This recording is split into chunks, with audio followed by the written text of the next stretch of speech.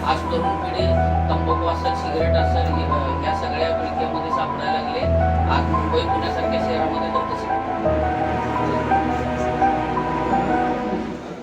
माळ गळ्यात घालून शिक्षणाधिकाऱ्यांना भेटून काय निवेदन दिलं, काय मागणी आहे तुमचं नाव सांगू शकता? मी अभिषेक रंपुरे, महाराष्ट्र नवनिर्माण विद्यार्थी सेनेचा जिल्हाध्यक्ष. आज आम्ही महत्त्वाच्या विषयावर शिक्षणाधिकाऱ्यांचा विषय वळवलेला आहे. कारण सोलापुरातील अनेक शैक्षणिक संस्थांच्या परिसरात व काही शैक्षणिक संस्थांच्या कॅन्टीनमध्ये तंबाखूजन्य पदार्थ, गुटखा, सिगरेट अशी विक्री केली जाते. त्याच्यामुळं जे शैक्षणिक संस्थांमधले जे आमचे महाराष्ट्रातील जे बालक आहेत, जे 9वी 10वीतले 8वीतले बालक आहेत, ते तिथं गुटखा खरेदी करतात, सिगरेट घेतात व या असे बालकांचं पूर्ण लक्ष व्यसनाधीनकडे ते लोक पोरं विद्यार्थी चाललेले आहेत. आणि त्याच्यामुळं त्यांचं जीवनातील भविष्य पूर्ण अंधकार होण्याच्या ह्याच्यावर आहे. मग हे आज आम्ही शिक्षणाधिकाऱ्यांना सांगितलंय की तुम्ही या शैक्षणिक संस्थांच्या परिसरात जी गुटखा विक्री, सिगरेट जे विकलं जातं ते ताबडतोब तुम्ही 15 दिवसात शाळू चालवायच्या आत बंद करा. नाहीतर आम्ही या शिक्षण विभागात जिल्हा परिषदच्या महाराष्ट्र नवनिर्माण सेना पानपट्टी चालू केल्याशिवाय राहणार नाही. कुठं पानपट्टी चालू केलं? शिक्षण विभागात जिल्हा परिषदच्या. आणि कुठं कुठं तुम्हाला निदर्शनास आलं? आता अशा अनेक शिक्षण संस्था आहेत की आता तुम्हाला ते आम्ही त्यांना सांगितलं आता की तुम्हाला आम्ही ते लेखी तुम्हाला देऊ, ते कुठल्या कुठल्या शैक्षणिक संस्थांमध्ये काय काय विक्री केली जाते, सिगरेट, तंबाखू असू दे, गुटखा असू दे, सगळं त्यांना आम्ही लेखी कळवणार आहे.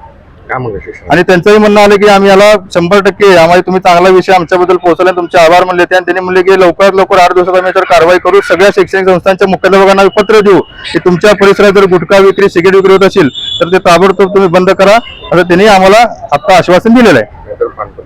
नाहीतर पानपट्टी या जिल्हा परिषद शिक्षण विभागात चालू करू.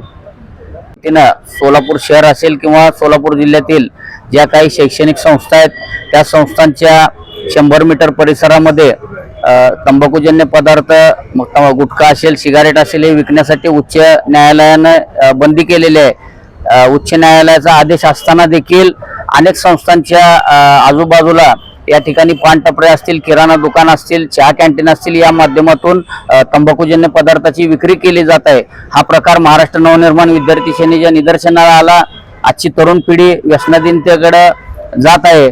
याला कुठेतरी रोख लागला जावा, चाप बसावा, या प्रमुख हेतूनं आज महाराष्ट्र नवनिर्माण विद्यार्थी सेनेच्या वतीनं शिक्षणाधिकारी साहेबांना या ठिकाणी निवेदन दिलेलं आहे. आणि शाळा सुरू होण्याच्या अगोदर 15 जून पासून साधारणतः सोलापूर जिल्ह्यातील शाळा सुरू होत आहेत, तर त्याच्या अगोदर सर्व मुख्याध्यापकांची आपण बैठक घ्यावी. त्यांना बैठक घेऊन या ठिकाणी हे तंबाखूजन्य पदार्थाची विक्री बंद करण्याबाबत कारवाई करावा असं त्यांना सांगितलेलं आहे. त्यांनी देखील शिक्षणाधिकाऱ्यांनी या ठिकाणी महाराष्ट्र नवनिर्माण विद्यार्थी सेनेला सकारात्मक प्रतिसाद देऊन आपण विद्यार्थी सेना व प्रशासन दोघांनी मिळून या चांगल्या कामासाठी पुढाकार घेऊ अशा प्रकारे आम्हाला आश्वासित केलेलं आहे. जर अन्यथा हा प्रकार असाच कायम राहिला तर महाराष्ट्र नवनिर्माण सेनेच्या वतीनं तीव्र आंदोलन त्या पद्धतीने करेल. तेच आमचे जिल्हाध्यक्षांनी आता सांगितलं, त्याच पद्धतीने तीव्र आंदोलन त्या स्वरूपातच केलं जाईल.